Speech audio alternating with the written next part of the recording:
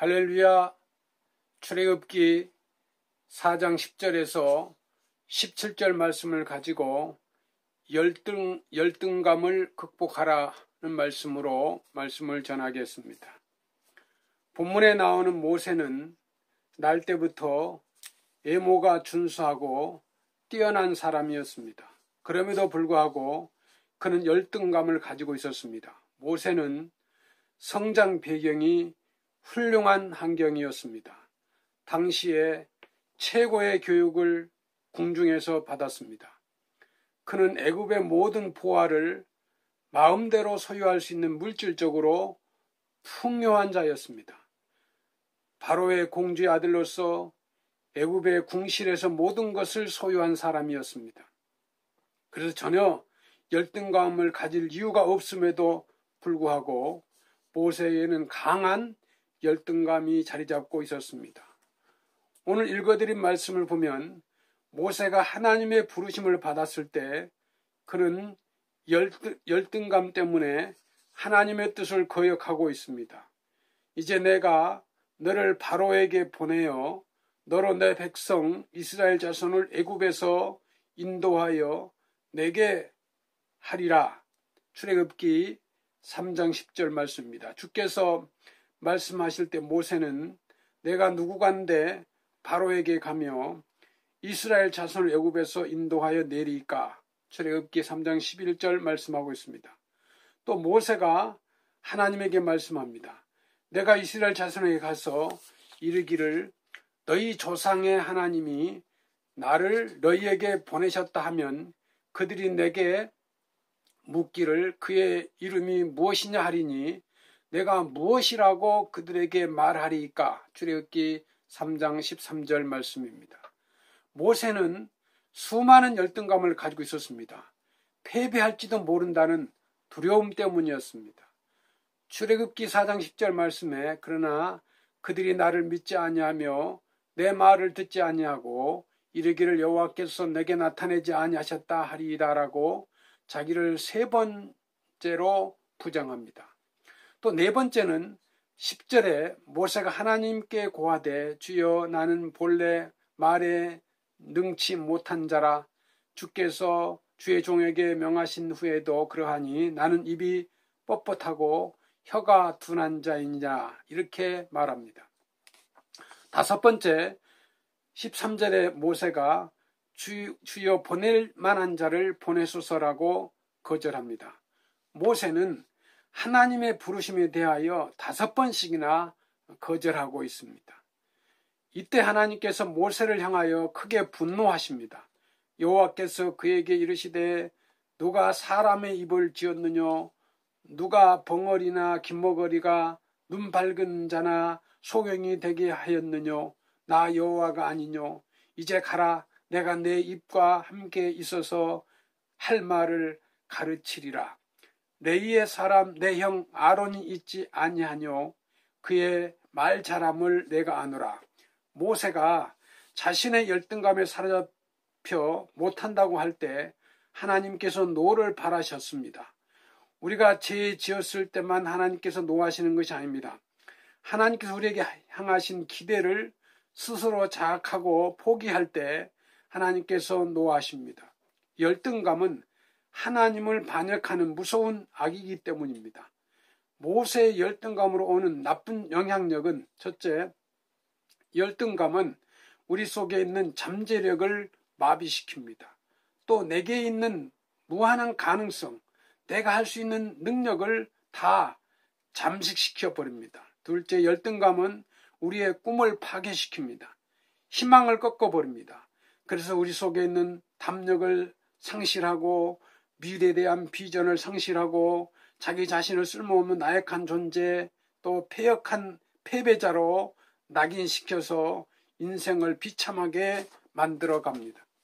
셋째, 열등감은 대인관계를 해칩니다. 자기 얼굴이 못생겼다고 생각하는 사람은 다른 사람들 앞에 나타나는 것을 꺼려합니다. 넷째, 낮은 자존감은 하나님의 사역에 큰 방해가 됩니다. 많은 성도들이 훌륭한 말을 얼마든지 할 수 있는 사람임에도 불구하고 나는 못한다 하고 스스로 포기하고 있습니다. 낮은 자존감이 어디에서 나올까요? 그 이유를 두 가지로 볼 수 있습니다. 내적인 요인에서 오는 열등감과 외적인 요인에서 오는 열등감이 있습니다. 첫째, 내적인 요인에서 오는 열등감은 우리가 성장하면서 받은 가정과 사회의 영향력 때문입니다. 인간은 태어나면서부터 열등감 존재로 태어납니다. 어머니 젖가슴에 의존하고 기저귀 의존하면서 계속해서 어머니의 도움을 받기 때문에 열등한 존재로 자랍니다. 둘째, 자기 스스로 만든 자아성으로 인하여 오는 내적인 열등감이 있습니다. 이것은 잘못된 사고, 신학적 사고입니다. 대개 그리스도인들이 나는 죄인입니다 이렇게 말합니다. 더 심하게는 나는 벌레만 더 못한 죄인입니다라고 하면서 자기 자신을 한없이 정죄합니다.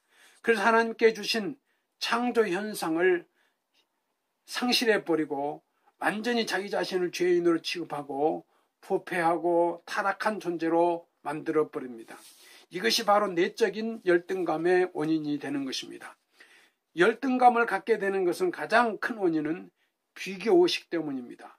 비교의식을 갖는 것은 어쩔 수 없는 본성입니다. 그러나 이것이 자기 자신을 완전히 사로잡게 만들어서는 안 된다는 것입니다. 나의 외모나 재능, 환경, 학벌을 비교하면서 우울해하고 원망하고 탄식하면 열등감이라는 병이 듭니다. 하나님은 모세에게 말씀하십니다. 여호와께서 그에게 이르시되 누가 사람의 입을 지었느냐? 누가 벙어리 기머거리나 눈먼 자나 소변이 되게 하였느냐? 나 여호와가 아니뇨? 누가 내 입을 창조했느냐? 창조하신 자를 기억하라. 그렇습니다. 이것은 창조 가치를 인정하라는 것입니다.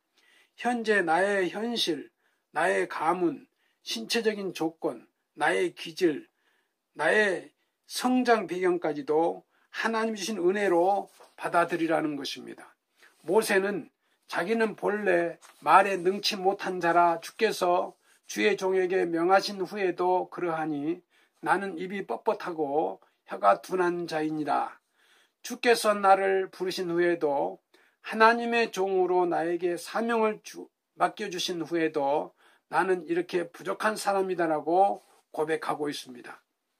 하나님은 약한 것으로 영광을 받습니다. 나의 약점을 가지고 하나님은 큰 일을 하십니다. 하나님께서 약점에 손을 대십니다.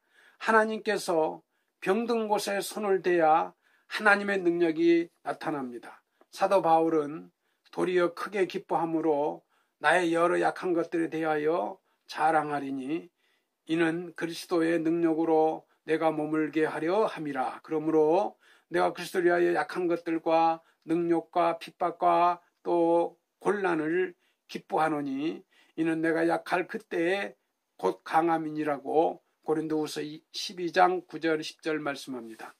내가 약할 때 하나님의 은혜가 강하다는 것입니다. 하나님께서 모세에게 지팡이를 손에 잡고 이것으로 이적을 행하라고 하십니다. 내가 말로만 못하면 내가 내 지팡이로 하겠다는 것입니다. 내가 말로 못한다고 내 손에 지팡이가 있지 않느냐?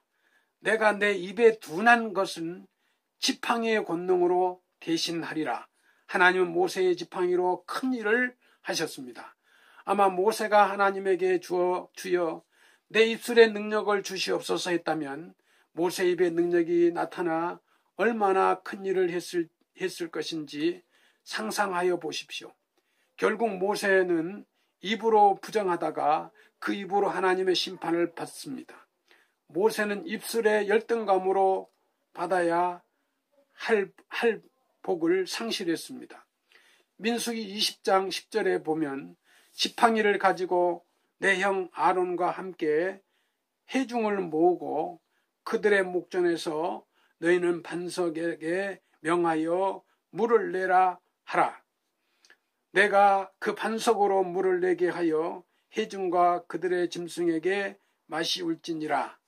내 말로 명하여 반석에서 물을 내라고 할 때 그는 말을 안 했습니다. 끝내 입이 둔한 자라고 부정했던 모세는 말을 못하고 지팡이로 반석을 쳤기 때문에 가나안 땅에 들어가지 못했습니다. 민수기 20장 12절에 보십시다. 여호와께서 모세와 아론에게 이르시되 너희가 나를 믿지 아니하고 이스라엘 자손의 목전에서 나의 거룩함을 나타내지 아니하는 고로 너희는 이 총회를 내가 그들에게 준 땅으로 인도하여 드리지 못하리라 하시니라. 하나님께서 하라는 것은 끝내 부정하면 하나님은 노하시고 모든 축복을 거두시고 심판하십니다. 결국 하나님은 모세에게 입으로 못하고 다른 능력으로 일하셨습니다. 지팡이의 능력을 주셔서 지팡이로 홍해를 갈랐습니다. 반석을 깨뜨려 생수를 흘러나게 했습니다. 지팡이 하나로 수많은 기적을 행했습니다. 지팡이를 높이 들면 수많은 군중들이 그 지팡이를 보고 따라왔습니다.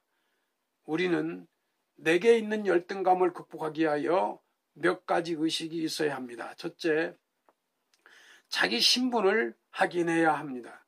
나는 하나님께 소속되어 있다는 것을 인정해야 합니다. 하나님의 자녀라는 것을 인정해야 합니다. 두 번째, 하나님께 대하여 사랑을 받고 있다는 사실을 기억해야 됩니다. 또 하나님의 자녀됨의 가치를 인정해야 됩니다. 세 번째로 하나님께서 나에게 할 수 있는 능력을 주셨다고 믿어야 합니다. 백석교회 성도 여러분, 우리의 입을 통하여 역사하시는 신비한 하나님의 언어를 담아야 할 것입니다. 이제 우리는 할 수 없다는 말 대신에 할 수 있다는 말로, 불평하는 말 대신 감사의 말로, 못났다는 말 대신에 쓸모있다는 말을 해야 합니다. 그리고 하나님은 나를 창조하셨다. 이 땅에 태어나게 하신 하나님의 목적이 있다는 이 분명한 의식을 가지고 내 인생에 새로운 자아를 발견해야 합니다.